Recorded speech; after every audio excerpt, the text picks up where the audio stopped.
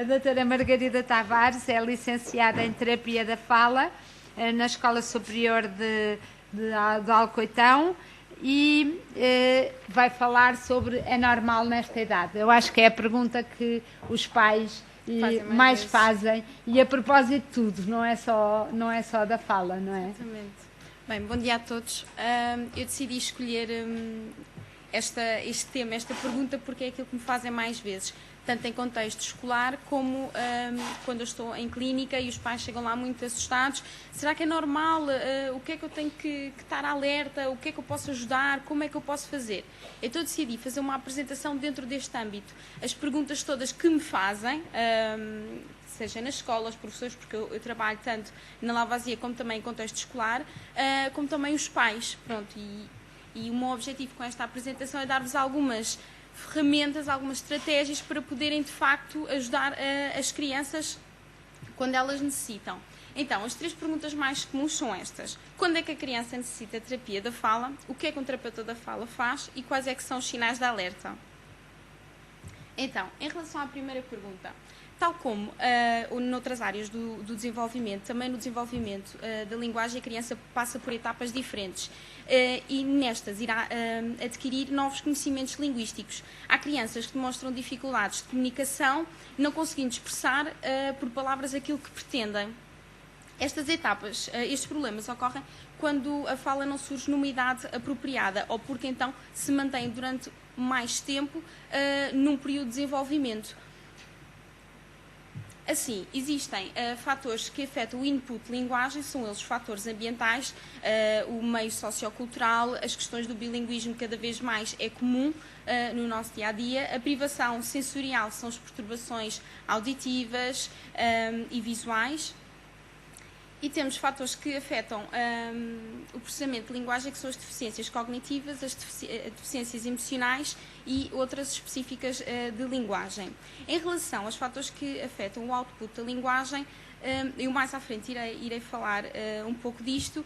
Eu queria que pensassem na vossa face e tudo o que está para dentro dela. Tudo isso está relacionado com a nossa linguagem, com a nossa comunicação e tem implicação no nosso dia-a-dia. Por isso, se existirem alterações em termos destas estruturas, nós iremos ter compromissos em termos de linguagem e de fala. Então, não existe uma data precisa para determinar se o desenvolvimento da linguagem está ou não adequado. O que sabemos é que a criança desenvolve a aprendizagem da língua desde muito cedo e as diferenças individuais e de caráter orgânico e comportamental é que irão determinar o momento em que a criança vai começar a falar. As perturbações ou atraso de fala e linguagem revelam quando esta surge tardiamente, podendo constituir um sinal de alerta para os pais. Por vezes, as alterações são só notadas quando a criança entra para a escolaridade obrigatória e apresenta dificuldades na leitura e na escrita. Infelizmente, não conseguimos ainda dar muito resposta a fases mais precoces, ou seja, quando a criança está em jardim de infância e se isola bastante ou tem uma fala um pouco atabalhoada, não se compreende muito bem ou tem dificuldades de compreensão. Por isso, seria para nós, enquanto terapeutas da fala e para tanto os educadores como para os pais, uma mais-valia se pudéssemos intervir com estas crianças o mais precocemente possível. Então, o que é que faz o terapeuta da fala? O terapeuta da fala trabalha desde que a criança nasce até ao adulto. Eu hoje vou-me cingir um pouco mais em termos de desenvolvimento de linguagem, mais desde o bebê até à fase escolar. Normalmente, o que é feito é uma avaliação em terapia. Assim, nós, através de uma reunião e de uma entrevista também com os pais e com professores e educadores, iremos saber quais é que são as dificuldades daquela criança, avaliar as competências de linguagem e, posteriormente, iremos então elaborar um plano terapêutico de acordo com o quadro clínico. Quais é que são os principais sinais de alerta? Então, muitas crianças que têm acompanhamento em terapia da fala não têm associados outros problemas, ou seja, podem ter associado, pode haver uma comorbilidade de problemas, mas também pode não existir, pode ser apenas um problema isolado. Então, até aos 4 anos, eu tentei representar isto mais ou menos de 6 em 6 meses para ser mais fácil. O que é preocupante? Quando uma criança nasce e não demonstra expressão facial, não sorri, não reage à estimulação sonora, Se mais ou menos entre os 6 e 12 meses deixou de produzir jogo sonoro, o que é? O pegar a vez, eu, por exemplo, palrar e pedir e ficar à espera que a criança comunique e não haver do outro lado uma resposta, uma espécie de apatia. Se não reage ao seu nome, se não reage a sons familiares, por exemplo, uma campainha a tocar, alguém que chega por trás do berço e a criança nem sequer demonstra interesse em procurar localizar de onde vem o som. Se a partir dos 12, 18 meses a criança não usa monossílabos, não começa a palrar, não brinca, evita o contacto ocular, não entende o significado de certas palavras como o não, o adeus, a papa, se não compreende instruções simples do género mãe dizer dá-me a Xuxa ou vai buscar a Xuxa e a criança perde-se um pouco na informação e não é capaz de executar, se não obedece a ordens simples do género anda cá, senta-te, agora vamos para a mesa, se palra demasiado, se tem ecolalia, ou seja, se está sempre a fazer, a repetir e não compreende, não assume, por exemplo, queres água? Aba, mas parece que não está a compreender aquilo que o adulto lhe está a perguntar. Se não aponta para partes do corpo, se não é capaz de identificar o que é a mão, o que é o pé, se não é capaz de nele próprio identificar estas partes. Se entre os 24 e 36 meses utilizar apenas 2 palavras, não conseguir formar ainda frases, também é preocupante, porque já estamos aqui numa idade de 2 anos, já seria esperado que pelo menos formasse uma frase com 2, 3 palavras. Se até aos 4 anos a criança apresenta um discurso ininteligível, não é capaz de formar frases simples, nem perguntas simples, se, por exemplo, até mesmo os familiares que convivem tanto com esta criança não conseguem compreender muito bem, porque às vezes os pais dizem, mas não, eu percebo o que é que ele diz, eu até consigo entender. Mas se uma pessoa que vem de fora não percebe nada, é claro que o pai acaba por ter um ouvido treinado. É perfeitamente normal, assim como muitas vezes eu chego a algumas salas e a educadora diz, eu não percebo nada do que ele está a dizer. E eu chego lá, já tenho o ouvido treinado, porque acabo por estar disposta a muitos tipos de comunicação e de fala e consigo compreender, mas como é que conseguiu? Pronto, o ouvido está treinado e muitas vezes os pais não reconhecem ou levam mais tempo a reconhecer esta dificuldade. Se também a criança, por exemplo, só emite a primeira sílaba, se omite a última sílaba de palavras, também são sinais preocupantes. Agora, em relação aqui a esta questão da dificuldade de controlar a baba, de deglutir alimentos, eu mais à frente irei-vos falar nesta questão porque está relacionado com a motricidade orofacial, com aquilo que eu há bocado vos disse, para pensarem na vossa face e todos os órgãos que nós temos nela. Porque às vezes eu pergunto, então como é que a criança mastiga? Não sei, nunca reparei, mastiga normalmente. Pois, mas se eu tiver, por exemplo, uma criança que mastiga com 4 anos ainda desta forma, ou seja, uma deglutição ainda primitiva, o que é que eu vou ter? Vou ter uma língua muito hipotónica, que não se movimenta aquilo que se deveria movimentar, tanto na troca do alimento, como também para a articulação de sons de fala. Porque se vocês pensarem, nós articulamos sons desde lá atrás, um que ou um g, e depois vem cá para a frente para fazer um t ou um d, certo? Só que quando nós falamos, não falamos tão devagar, mas sim muito mais sequenciadamente. E outra questão importante, até aos 4 anos, que infelizmente acaba por passar, que são as otites serosas. Muitas vezes as crianças não estão a ouvir bem durante os primeiros tempos de aprendizagem de linguagem, de aquisição de linguagem. Esta não é feita de forma adequada. Porquê? Porque aquele ouvido não ouve bem, logo não vai ficar com uma boa memória, logo não irá conseguir produzir um modelo correto, porque o desenvolvimento de linguagem dá-se muito por imitação.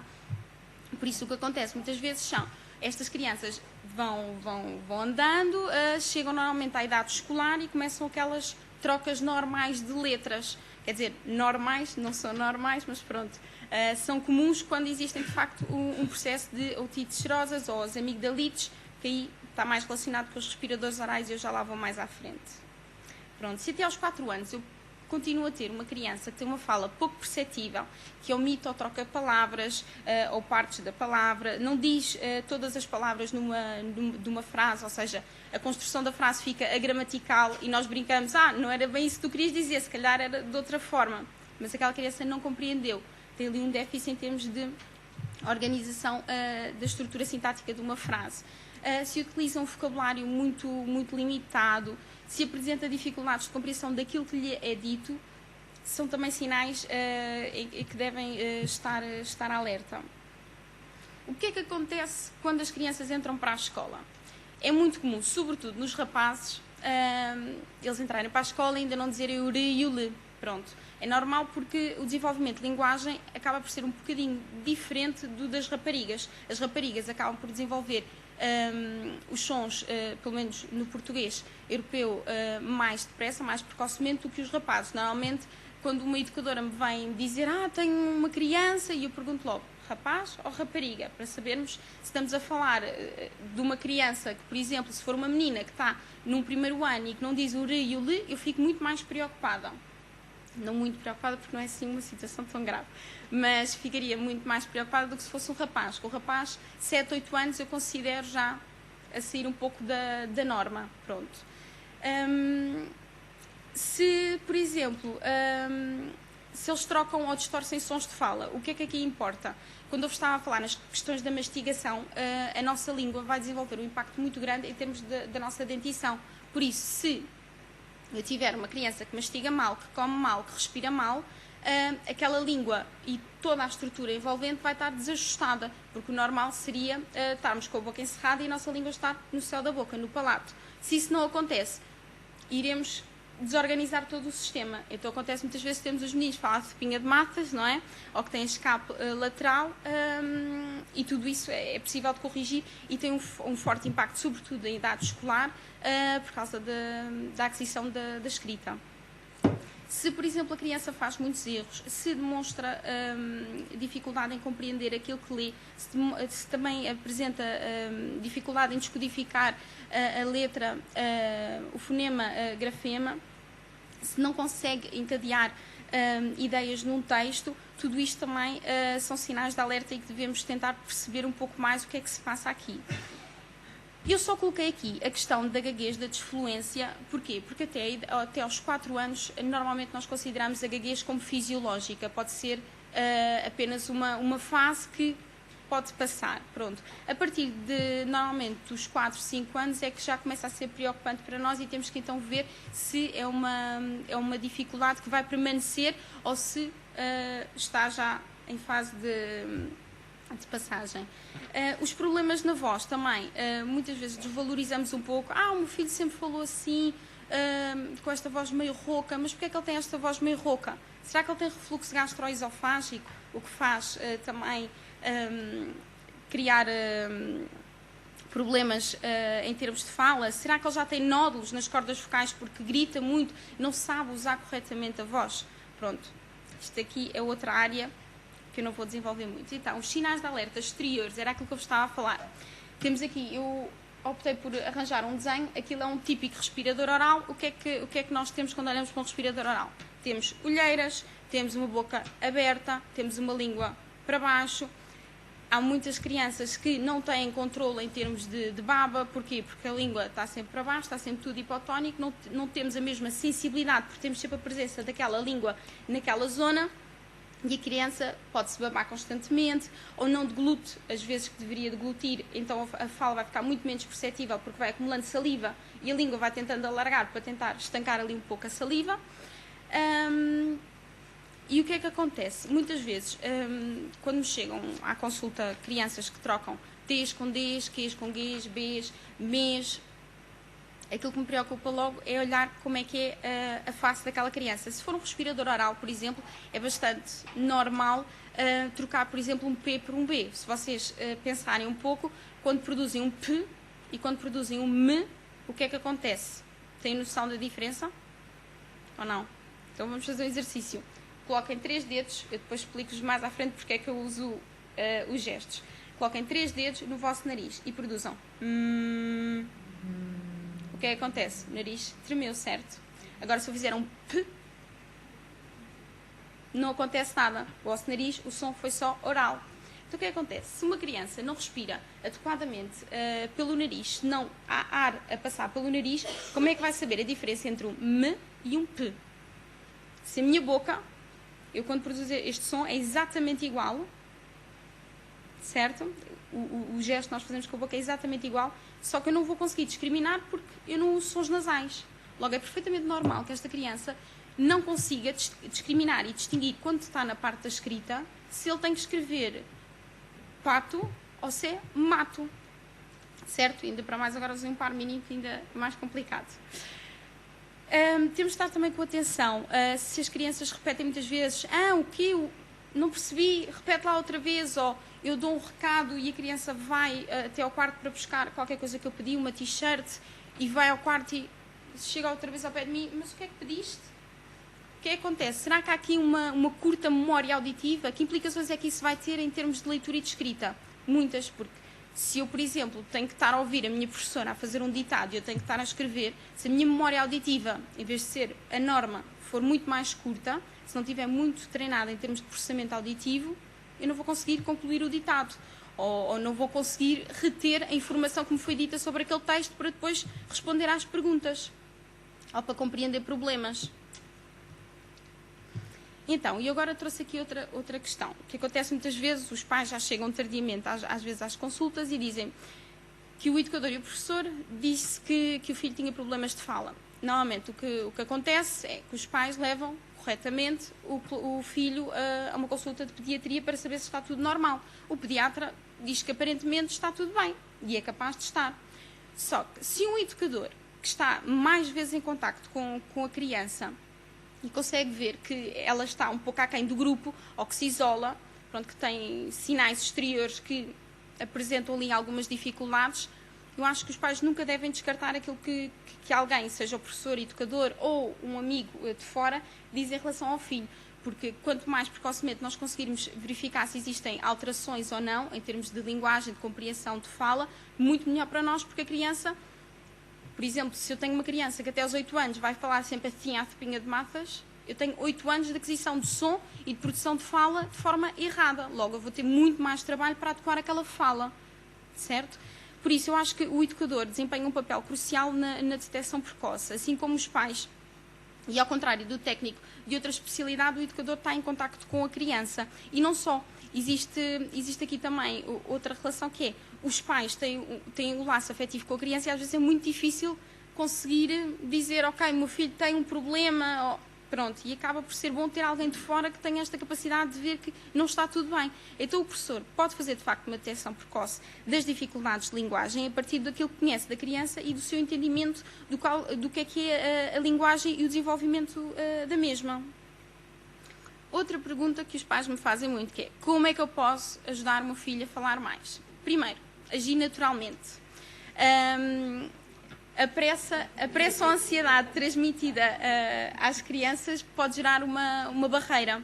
A aquisição de linguagem deve ser feita sempre por experiências positivas, apesar de sabermos que passa pelo papel de imitação, o processamento de linguagem, é importante que isto aconteça de uma forma natural e não estarmos a provocar e a estressar a criança e tens que falar. E depois o que é que nos acontece muito até aos 4 anos? As gaguezes fisiológicas. Porque tenho uma criança que ainda está a tentar dizer pá, está a tentar imitar e o pai diz, pato, queres o pato? Eu vou-te buscar o pato. Logo, a criança não conseguiu completar. Não foi dado o tempo, não foi respeitado o tempo. Por isso é importante que a criança também sinta que ganha algo ao comunicar e em conseguir expressar aquilo que sente.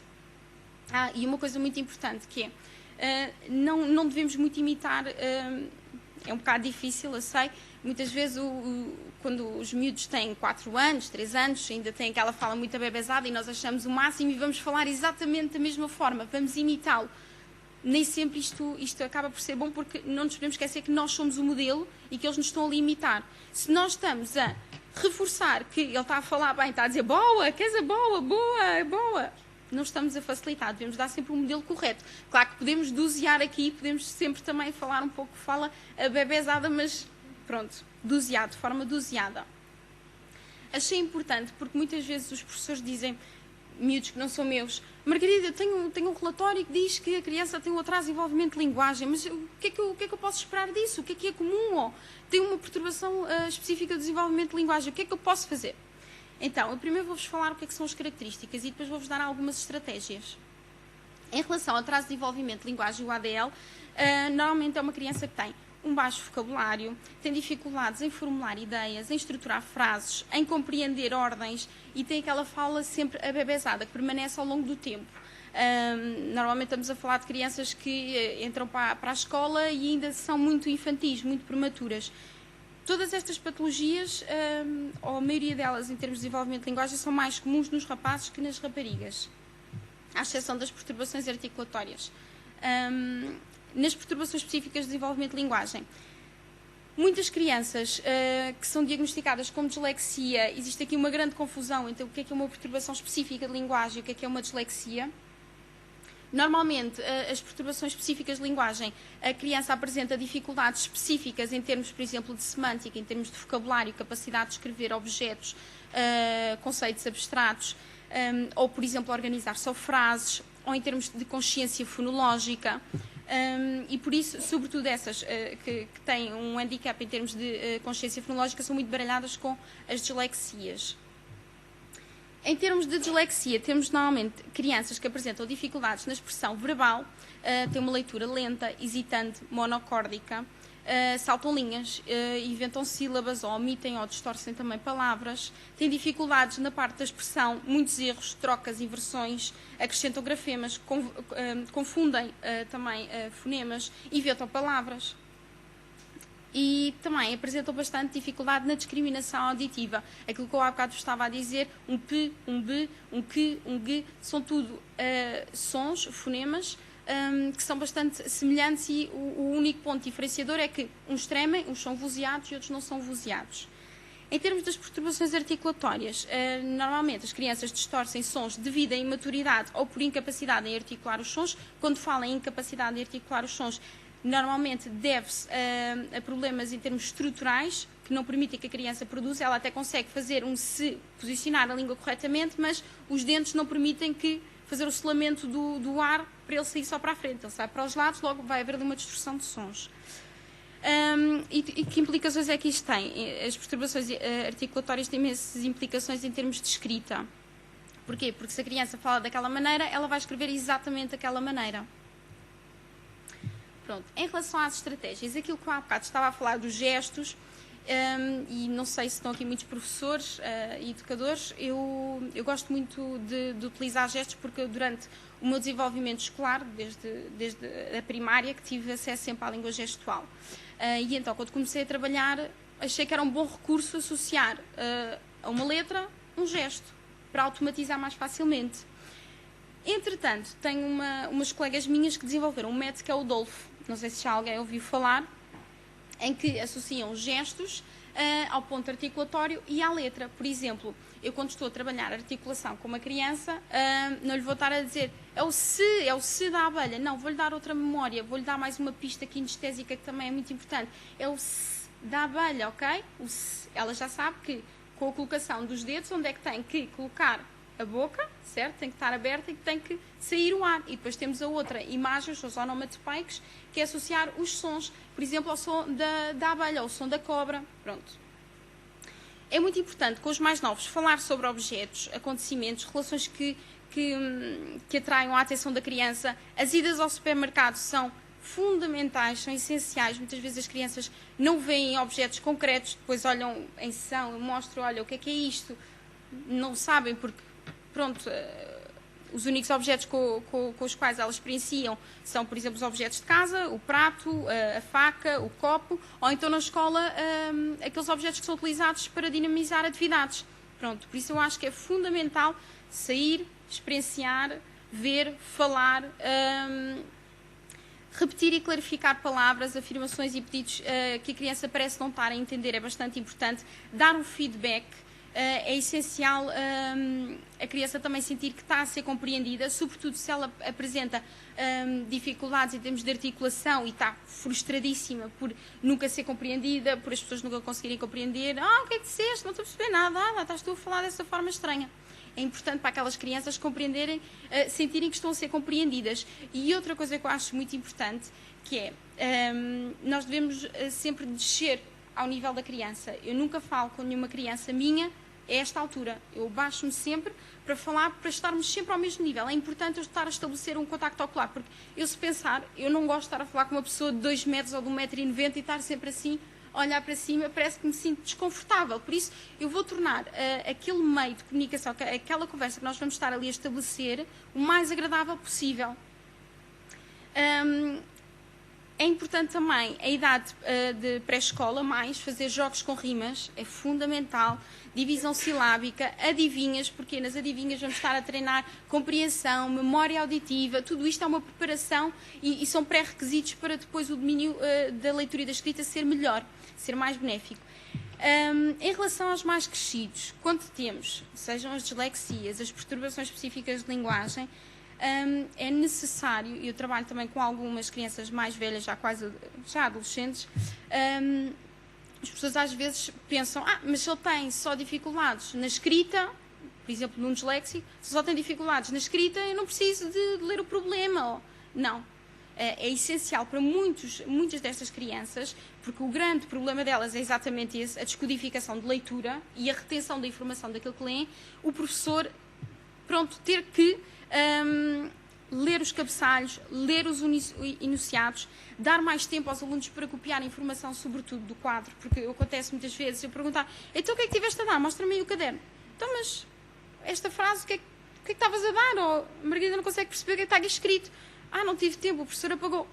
Eles precisam de mais tempo para programar a parte da escrita, para conseguir automatizar aquilo que escreveram e fazer sentido na cabeça deles.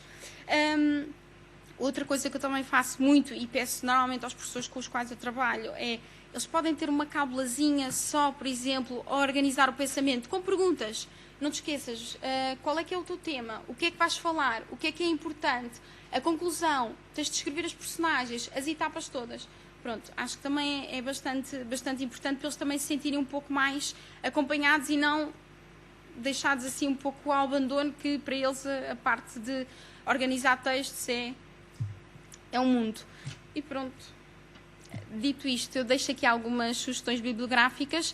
A PNEP tem bastantes livros que são feitos tanto por terapeutas como linguistas, como professores, que têm feito muito trabalho nestas áreas de leitura e da escrita, e outros que falam também em termos de desenvolvimento de linguagem e outras técnicas que podem ser adotadas. E pronto, terminei. Obrigada.